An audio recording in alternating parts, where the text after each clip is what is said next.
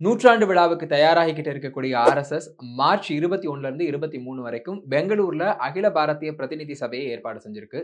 இந்த கூட்டம் நடக்கிறதுக்கு முன்னாடியே ஒரு புதிய தேசிய தலைவரை அறிவிச்சிடணும் அப்படிங்கிற ஒரு டெட்லைனை ஃபிக்ஸ் பண்ணிட்டு பாஜக வேகமா ஓடத் தொடங்கி இருக்கு. பாஜகவுக்கு இதுவரைக்கும் 11 தேசிய தலைவர்கள் வந்திருக்காங்க. கடைசியா நியமிக்கப்பட்ட ஜே.பி. நட்டா கடந்த ஆண்டே அவருடைய பதவிக்காலம் முடிஞ்சிட்டாலும் கூட மக்களவைத் தேர்தல், அதைத் தொடர்ந்து நடந்த 4 மாநில சட்டப்பேரவை தேர்தல்கள்னால தொடர்ந்து அவருடைய பதவிக்காலம் நீட்டிக்கப்பட்டுக்கிட்டே இருந்தது. ஸோ இப்போ ஆர்கனைசேஷன் எலெக்ஷன்ஸ் எல்லாம் ஓரளவு முடிஞ்சிட்டனால மார்ச் 14ல இருந்து 21ஆம் தேதிக்குள்ள ஒரு புதிய தலைவருடைய பெயரை பாஜக அறிவிச்சிடும் அப்படின்னு எதிர்பார்க்கப்படுது. இந்த ஆண்டு இறுதியில பீகார் சட்டப்பேரவை தேர்தல் நடக்க போகுது. அடுத்த ஆண்டு தமிழ்நாடு, கேரளம், மேற்கு வங்கம், அசாம் மாநிலங்கள்ல சட்டப்பேரவை தேர்தல் நடக்க போகுது. இதுல அசாம் மாநிலம் தவிர்த்து மற்ற 3 மாநிலங்களுமே பாஜகவுக்கு ரொம்ப சவாலான மாநிலங்கள் தான். சோ அதனால பாஜகவை இந்த சவாலான தேர்தல்களை நோக்கி வழிநடத்திட்டு போக போற அந்த தலைவர் யாரு அப்படிங்கிற கேள்விகள் அதிகமாவே எழுந்திருக்கு. சோ தங்களுடைய புதிய தேசிய தலைவரை நியமிக்கிறதுக்காக பாஜக வச்சிருக்கக்கூடிய கிரைட்டீரியா என்ன? அந்த புதிய தலைவருக்கான ரேஸ்ல இருக்கக்கூடிய முக்கிய முகங்கள் யார் யாரு அப்படிங்கறத தான் இந்த வீடியோல நம்ம பார்க்க போறோம். வணக்கம் and welcome to the south. நான் ராஃபிக். தங்களோட புதிய தேசிய தலைவரை நியமிக்கிறதுக்காக பாஜக முக்கியமா ஒரு 4 கிரைட்டீரியா வச்சிருக்காங்க. அதுல முதல் கிரைட்டீரியா பார்த்தோம் அப்படின்னா, அந்த தலைவர் எந்த பிராந்தியத்துல இருந்து வரப்போறாரு அப்படிங்கறத பொறுத்து தான் இருக்கு. உதாரணத்துக்கு சொல்லணும் அப்படின்னா, தென்னிந்தியால இருந்து பாஜகவுக்கு ஒரு தலைவர் கடைசியா நியமிக்கப்பட்டு கிட்டத்தட்ட 20 ஆண்டுகள் வரைக்கும் ஆகுது. இப்போ அடுத்த வருஷம் தமிழ்நாடு, கேரளா மாதிரியான மாநிலங்கள்ல, அதுவும் பாஜக ஸ்ட்ரகிள் பண்ணக்கூடிய மாநிலங்கள்ல சட்டப்பேரவை தேர்தல் நடக்கிறனால தென்னிந்தியால இருந்து ஒரு தலைவர் நியமிக்கப்பட்டா பாஜகவுக்கான சான்சஸ் இன்னும் கொஞ்சம் அதிகமா இருக்கும் அப்படின்னு எதிர்பார்க்கப்படுறனால தென்னிந்தியால இருந்து ஒருத்தர் பாஜகவுடைய தேசிய தலைவரா நியமிக்கப்படுவதற்கான வாய்ப்புகள் இருக்கிறதா சொல்லப்படுது. 2வது முக்கியமான விஷயம் என்னன்னு பார்த்தோம் அப்படின்னா பாலினம். பாஜகல இதுவரைக்கும் ஒரு பெண் தேசிய தலைவர் கூட நியமிக்கப்பட்டதே கிடையாது. சோ அதனால இந்த முறை ஒரு பெண் தேசிய தலைவர் நியமிக்கப்படுவதற்கான வாய்ப்புகள் இருக்கிறதா சொல்லப்படுது. ஏற்கனவே டெல்லி சட்டப்பேரவை தேர்தலில் யாருமே எதிர்பார்க்காத வகையில ரேகா குப்தா முதலமைச்சராக அறிவிச்சதாக இருக்கட்டும். அது மட்டும் இல்லாம இப்ப சமீபத்தில் நடந்து முடிந்த ஹரியானா, மகாராஷ்டிரா, டெல்லி சட்டப்பேரவை தேர்தல்கள் எல்லாத்திலையும் பெண்களை மையப்படுத்தின திட்டங்கள், அதற்கு பெண்கள் மத்தியில ஏற்படக்கூடிய ஆதரவு, அந்த ஆதரவு வாக்குகளா மாறுறதுன்னு வச்சு பார்க்கும்போது பெண் வாக்குகளுக்கு பாஜக ரொம்பவே இம்பார்ட்டன்ஸ் கொடுக்கும்னு எதிர்பார்க்கலாம். சோ அதனால ஒரு பெண் தலைவரை பாஜக தங்களுக்கான தேசிய தலைவரா நியமிக்கிறதுக்கான வாய்ப்புகள் இருக்கிறதாகவும் சொல்லப்படுது.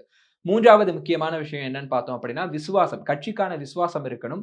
அதுக்கப்புறம் பார்த்தோம் அப்படின்னா ஆர்கனைசேஷன்ல அமைப்பு ரீதியாக அவங்களுக்கு கொஞ்சம் எக்ஸ்பீரியன்ஸ் இருக்கணும் அப்படிங்கிறதையும் பாஜக எதிர்பார்க்கிறதா சொல்லப்படுது. இதுல 4வது முக்கியமான விஷயம் என்ன அப்படின்னு பார்த்தோம்னா ஆர்எஸ்எஸ் உடைய ஆதரவு இருக்கணும் அப்படிங்கிறது தான். ஏன் அப்படின்னா சமீப காலங்களாக பாஜக நியமிக்கக்கூடிய அந்த முதலமைச்சர் முகங்கள் எல்லாருமே பாஜக கட்சியுடைய சாய்ஸா இருக்கனால தேசிய தலைவர்ல நியமிக்கிறதுல ஆர்எஸ்எஸ் தங்களுடைய சாய்ஸ் இருக்கணும் அப்படின்னு எதிர்பார்க்கிறதா தகவல்கள் வெளியாகி இருக்கு. இப்போ பாஜக தேசிய தலைவருக்கான இந்த ரேஸ்ல யார் யாரெல்லாம் இருக்காங்கன்னு பார்த்தோம்னா மொத்தமா ஒரு 7 விஐபிக்கள் இருக்காங்க. அதுல முதல்ல இருக்கக்கூடிய 2 விஐபிக்கள் யாருன்னு பார்த்தோம் அப்படின்னா மனோகர்லால் கட்டார் மற்றும் சிவராஜ் சிங் சௌகான். இவங்க 2 பேருமே இப்ப மத்திய அமைச்சரவையில இருக்காங்க. மனோகர்லால் கட்டார் இதற்கு முன்னாடி ஹரியானா மாநிலத்துல முதலமைச்சராக இருந்தவர். அவரை இப்போ பாஜக அமைச்சரவையில அவர் அமைச்சராக இருக்கிறாரு. இவருக்கு ஆர்எஸ்எஸ் உடைய ஆதரவும் இருக்கு. பிரதமர் மோடி மற்றும் உள்துறை அமைச்சர் அமித்ஷாவுடைய ஆசையும் இருக்கிறதா சொல்லப்படுது. உதாரணத்துக்கு சொல்லணும் அப்படின்னா 2014ல ஹரியானாவுடைய முதலமைச்சராக மனோகர்லால் கட்டார் வரணும் அப்படிங்கிற சாய்ஸை சூஸ் பண்ணதே பிரதமர் நரேந்திர மோடி தான் அப்படிங்கிற தகவல்களும் கூட சொல்லப்படுது. இது மட்டும் இல்லாம பிரதமர் நரேந்திர மோடி மற்றும் மனோகர்லால் கட்டார் இவங்க 2 பேருமே ஹரியானால ஆர்எஸ்எஸ் பிரச்சாரகர்களாக இருந்த காலகட்டத்திலேயே ஹரியானாவை சுத்தி பைக்ல பிரச்சாரம் பண்ணினதா தகவல்கள் எல்லாம் வெளியாயிருக்கு. சோ இவர் பிரதமர் மோடிக்கும் நெருக்கமான ஒரு தலைவரா இருக்கனால இவர் தேசிய தலைவருக்கான ரேஸ்ல இருக்கிறதா சொல்லப்படுது. இதுல அடுத்து இருக்கக்கூடிய நபர் சிவராஜ் சிங் சௌகான். இவர் மத்திய பிரதேசத்துல முதலமைச்சராக இருந்தவர். ஆனா 2023ஆம் ஆண்டு நடந்த அந்த சட்டப்பேரவை தேர்தலுக்கு பின்னாடி இவர் முதலமைச்சராக்கப்படாம மத்தியில அமைச்சராக தேர்வு செய்யப்பட்டாரு. 13 வயசுல இருந்தே ஆர்எஸ்எஸ்ல பயணிக்கக்கூடிய சிவராஜ் சிங் சௌகான சமீபத்துல தான் பிரதமர் நரேந்திர மோடி மத்திய அரசு திட்டங்களுக்கான மானிட்டரா நியமிக்கிற அளவுக்கு பிரதமருடைய நம்பிக்கையை சிவராஜ் சிங் சௌகான் பெற்றிருக்காரு. சோ அதனால இவரும் தேசிய தலைவருக்கான ரேஸ்ல இருக்கிறதா சொல்லப்படுது. ஆனா இவருக்கும் கட்டாருக்கும் ஒரு முக்கியமான நெகட்டிவ் பாயிண்ட் இருக்கு. அது என்ன அப்படின்னா மனோகர்லால் கட்டாருக்கு 70 வயசுக்கு மேல ஆயாச்சு.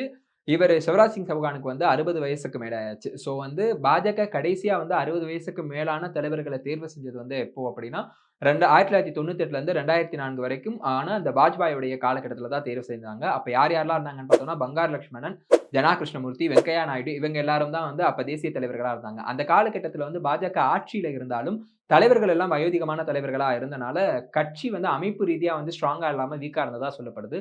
சோ அதுக்கு பின்னாடி பார்த்தோம் அப்படின்னா பாஜக தேர்வு செய்த எல்லா தலைவர்களுமே மிட் 50ஸ்ல தான் இருப்பாங்க. சோ அதனால இப்போ பாஜக மறுபடியும் சிவராஜ் சிங் மற்றும் மனோகர்லால் கட்டார் மாதிரியான வயதான தலைவர்களை வந்து அந்த தேசிய தலைவர் பொறுப்புக்கு நியமிக்குமா அப்படிங்கிறது ஒரு கேள்விக்குறி தான். அடுத்ததா ரேஸ்ல இருக்கக்கூடிய முக்கியமான 2 தலைவர்கள் யாருன்னு பார்த்தோம் அப்படின்னா, தர்மேந்திர பிரதான் மற்றும் பூபேந்திர யாதவ். இவங்க 2 பேருமே வந்து இப்ப மத்திய அமைச்சரவையில அமைச்சர்களாக இருக்காங்க. ஆனா இதுல வந்து தர்மேந்திர பிரதானுக்கு ஒரு அட்வான்டேஜ் இருக்கு. ஏன் அப்படின்னா, இதுவரைக்கும் பாஜகவுடைய தலைவர்கள் யாருமே தேசிய தலைவர்களா இருந்தவர்கள்ல யாருமே வந்து கிழக்கு மாநிலங்கள சேர்ந்தவங்க கிடையாது. தர்மேந்திர பிரதான் வந்து கிழக்குல இருக்கக்கூடிய ஒடிசா மாநிலத்த சேர்ந்தவரு. இது மட்டும் இல்லாம இன்னொரு முக்கியமான பாயிண்ட் என்ன அப்படின்னா, பாஜக வந்து 2024ல முதலாக வந்து ஒடிசால வந்து ஆட்சிய பிடிச்சிருக்கு. அதற்கு முக்கியமான காரணம் வந்து தர்மேந்திர பிரதானுடைய கள வேலைகள் தான் அங்க. ஆனா அவர் வந்து அதற்காக எந்த கிரெடிட்டும் எடுத்துக்கல. சிஎம் சீட்டுக்கு கூட அவர் வந்து ஸ்டேக் கிளைம் பண்ணல. அதுக்கப்புறம் முக்கியமான விஷயம் பார்த்தோம் அப்படின்னா, ஹரியானால நடந்த சட்டப்பேரவை தேர்தல்கள்லயும் வந்து தர்மேந்திர பிரதானுடைய வொர்க் வந்து ரொம்ப எக்ஸ்டென்சிவாவே இருந்தது. 2022ல உத்தரப்பிரதேசல நடந்த சட்டப்பேரவை தேர்தல்கள்லயும் தர்மேந்திர பிரதானுடைய அந்த வொர்க்ஸ் வந்து ரொம்ப எக்ஸ்டென்சிவா இருந்தது. இவர் தான் இன்சார்ஜா இருந்து அங்க தேர்தல் நடவடிக்கைகளை எல்லாம் பாஜகவுக்காக கவனிச்சுக்கிட்டாரு. சோ அதனால அமைப்பு ரீதியா வந்து ரொம்பவே ஒரு எக்ஸ்பீரியன்ஸ்டான ஆள்னு சொல்லணும் அப்படின்னா, அவர் வந்து தர்மேந்திர பிரதான்.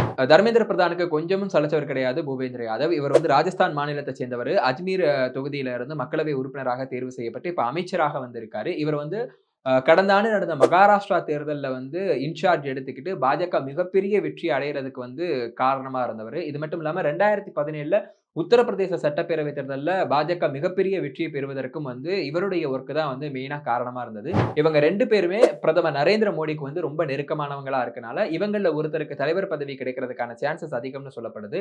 இது மட்டும் இல்லாம இன்னொரு அட்வான்டேஜ் என்ன அப்படின்னா, தர்மேந்திர பிரதான், பூபேந்திர யாதவ் இவங்க 2 பேருமே வந்து மிட் 50ஸ்ல இருக்காங்க. சோ அதனால இவங்களுக்கான சான்ஸ் அண்ட் அட்வான்டேஜ் வந்து இன்னும் கொஞ்சம் அதிகமாவே இருக்கிறதா எதிர்பார்க்கப்படுது. இந்த லிஸ்ட்ல மிச்சம் இருக்கக்கூடிய 3 பேருமே வந்து தென் மாநிலங்கள சேர்ந்தவங்க தான்.